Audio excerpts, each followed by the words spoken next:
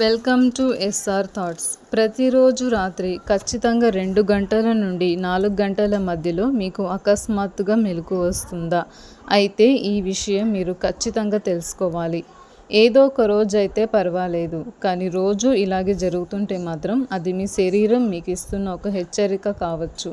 అసలు కంటి నిండా నిద్రపోవాల్సిన సమయంలో ఇలా ఎందుకు జరుగుతుంది? మళ్ళీ ప్రశాంతంగా నిద్రపోవాలంటే నిపుణులు చెబుతున్న ఈ మార్గాలను ఇప్పుడే తెలుసుకుందాం.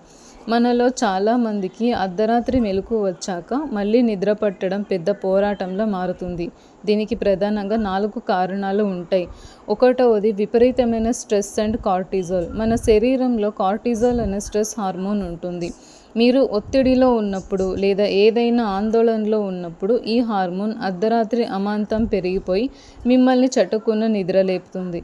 రెండవది బ్లడ్ షుగర్ తగ్గడం.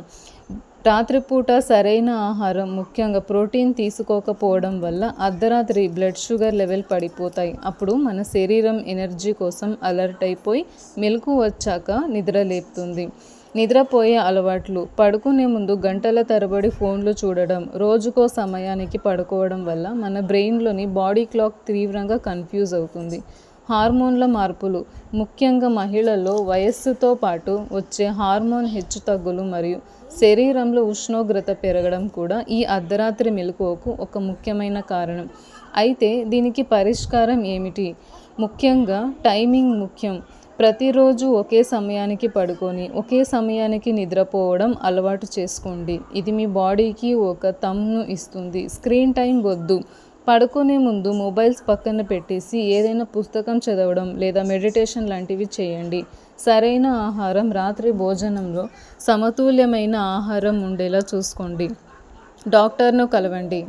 ఈ సమస్య 3 నెలల కంటే ఎక్కువ కాలం నుండి ఉంటే మాత్రం అది స్లీప్ యాప్నియా లాంటి ఇతర సమస్యలు ఉంటాయి. వెంటనే డాక్టర్ను సంప్రదించడం ముఖ్యం. ఈ ఇన్ఫర్మేషన్ నచ్చితే లైక్ చేసి మీ సమస్యలతో పాటు ఇబ్బంది పడే మీ ఫ్రెండ్స్ అండ్ ఫ్యామిలీ మెంబర్స్కి తప్పకుండా షేర్ చేయండి. Thanks for watching. Bye bye.